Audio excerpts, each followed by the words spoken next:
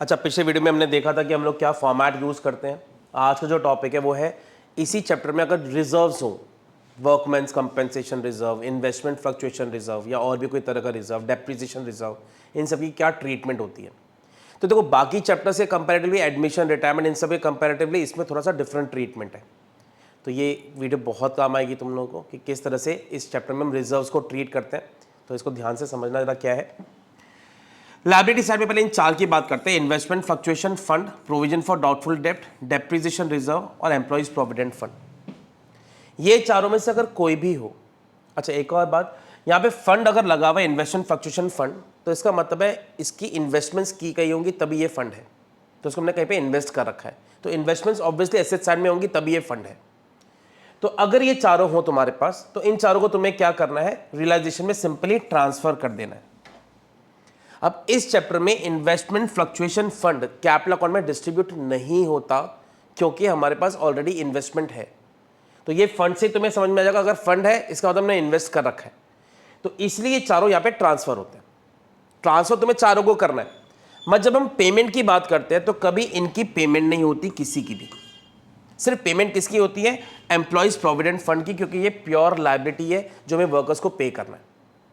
तो इन चारों को सिंपली याद करो, चारों को हम ट्रांसफर करेंगे। पेमेंट जब करेंगे तो किसकी करेंगे, हम सिर्फ एम्प्लॉइज प्रोविडेंट फंड की। तो देखो नीचे क्या लिखा हुआ है, investment fluctuation fund, depreciation reserve, provision for doubtful डेप्ट and employees provident fund will be transfer to realisation account. Transfer सारे होंगे, but payment will be made only for employees provident fund like creditors. जैसे हम creditors को बिना कहे payment कर देते हैं, अगर इनके बारे में नहीं भी कहा तो याद ना ईपीएफ की बिना कहे तुम्हें खुद से पेमेंट करनी है, बाकी किसी की गलती से पेमेंट मत कर देना। तो ये सब ट्रांसफर होते हैं, मगर पेमेंट सिर्फ ईपीएफ की होती है। अब आज तक कभी पेपर में ऐसा आया नहीं, मगर एक एग्जांपल ले रहा हूं। अगर तुम्हारे पास इन्वेस्टमेंट फ्लक्चुएशन रिजर्व हो, अब एग्री का नाम जैसे भी देख रहे थे, इन्वेस्टमेंट होते हैं तो ये इन्वेस्टमेंट फ्लक्चुएशन फंड के नाम से आता है। तो एग्री करो, इन्वेस्टमेंट यहां पे ट्रांसफर होंगे तो इन्वेस्टमेंट फ्लक्चुएशन रिजर्व यहां पे ट्रांसफर हो जाएगा। अगर क्वेश्चन में इन्वेस्टमेंट नहीं है तो याद ना आईएफआर कभी भी यहां पे ट्रांसफर नहीं होता। फिर ये कहां पे बढ़ जाएगा, तुम्हारा कैपिटल अकाउंट में। तो ये बहुत एक कॉमन कंफ्यूजन है स्टूडेंट्स को, सर हम एडमिशन में तो आईएफआर यहां पे बांटते थे, इसमें यहां पे क्यों डालते हैं? क्योंकि इन्वेस्टमेंट फ्लक्चुएशन रिजर्व का अगर फंड होगा या इन्वेस्टमेंट होगी तो वो यहां पर आएगा। अगर मेरे पास इन्वेस्टमेंट ही नहीं है तो आईएफआर हमारे पास पूरा बच गया, इसको हम कहां पे बांट देंगे, कैपिटल में। तो इन्वेस्टमेंट फ्लक्चुएशन रिजर्व यहां पर कब आएगा, जब हमारे पास इन्वेस्टमेंट्स नहीं गिवन है। और अगर हमारे पास इन्वेस्टमेंट्स गिवन होगी तो फिर इसको हम कहां पे ट्रांसफर करेंगे, रियलाइजेशन में।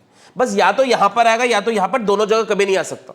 तो बस तुम्हें यह समझना है कि कब रियलाइजेशन में दिखाए, कब यहां पे दिखाए। चलो समझो, रियलाइजेशन में कब आएगा, जब इन्वेस्टमेंट्स है। इन्वेस्टमेंट्स नहीं है तो कहां पे उसको दिखा देंगे, कैपिटल अकाउंट में। तीसरा पॉइंट है तुम्हारा WCR के बारे में। वर्कमैन्स कंपेंसेशन फंड है 6000 का। अब नीचे लिखा है वर्कर्स हमसे 5000 कंपेंसेशन मांग रहे हैं, तो हमें क्या करना है, रियलाइजेशन अकाउंट में सिर्फ 5000 ही ट्रांसफर करना है, पूरा 6 ट्रांसफर नहीं करेंगे।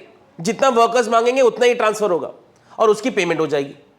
रिमेनिंग जो 1000 बच जाएगा उसे हम कहां पे बांट देंगे, कैपिटल अकाउंट में। तो WCR यहां पर कितना ट्रांसफर होता है, जितना वर्कर्स क्लेम मांगते हैं। अगर वर्कर्स क्लेम नहीं मांग रहे होते, चलो इन्होंने कुछ भी नहीं मांगा वर्कर्स ने, तो पूरे 6000 हम कहां पे डिस्ट्रीब्यूट कर देते हैं, कैपिटल अकाउंट में। तो WCR उतना ही ट्रांसफर होता है रियलाइजेशन में जितना वर्कर्स क्लेम करेंगे, बाकी का हम कहां पे बांट देते हैं, कैपिटल अकाउंट में। तो 3 एग्जांपल समझो। 6000 है, वर्कर्स कुछ नहीं मांग रहे, पूरा यहां पे बांट देना। 6000 है, वर्कर्स 5000 मांग रहे हैं, तो यहां पे 5000 ट्रांसफर होगा, 5000 की पेमेंट होगी, 1000 यहां पे बांट देंगे। अगर 6000 है, वर्कर्स 7000 मांग रहे हैं, तो जरा समझो हम क्या करेंगे, यहां पे हम 6 ट्रांसफर करेंगे, 7 की पेमेंट कर देंगे, यहां पे कुछ आएगा ही नहीं तुम्हारे पास। तो ये अलग अलग एग्जांपल्स है। देखो इस चैप्टर में एक बहुत इंपॉर्टेंट है एंट्रीज, जो हम नेक्स्ट क्लास में या नेक्स्ट वीडियो में हम देखेंगे कि कैसे हम एंट्रीज कवर करते हैं। इन्हीं की एंट्रीज बनानी है हमें। जैसे अगर मैं इसकी जर्नल एंट्री बनाऊं तो क्या बनेगी, WCF to realisation, realisation to cash, और ये बनेगी AB में बांट रहे हैं तो workmen's compensation fund to A to B। Posting समझ में आ रही है तो तुम एंट्री खुद भी क्रिएट कर लोगे इसको देख करके। तो पहले एंट्री से पहले इसकी पोस्टिंग को इमेजिन करो, पोस्टिंग कहां पर हो रही है। जैसे चलो 6000 वर्कर्स कुछ नहीं मांग रहे होते तो हम पूरा 6000 यहां पे बांटते, तो एंट्री क्या बनती है, workmen's compensation fund to A to B। तो हम फिर ये वाली एंट्री बना देते।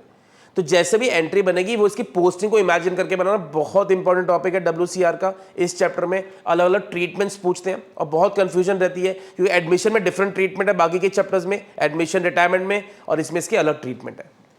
तो अगर हम आज का समराइज करें, आज हमने क्या क्या किया, तो IFF, depreciation reserve, provision for doubtful debt और एम्प्लॉयज प्रोविडेंट फंड सब ट्रांसफर होते हैं रियलाइजेशन में। इन्वेस्टमेंट फ्लक्चुएशन फंड भी डिस्ट्रीब्यूट होगा कैपिटल अकाउंट में in case investments are not given. Payment will be made, किसकी? सिर्फ EPF की पेमेंट होती है। Workmen's compensation fund will be transfer to realisation account only to the extent of adjustment, जितना workers मांगेंगे उतना ही ट्रांसफर होगा, रिमेनिंग अमाउंट कहाँ पे डिस्ट्रीब्यूट हो जाएगा? कैपिटल अकाउंट में।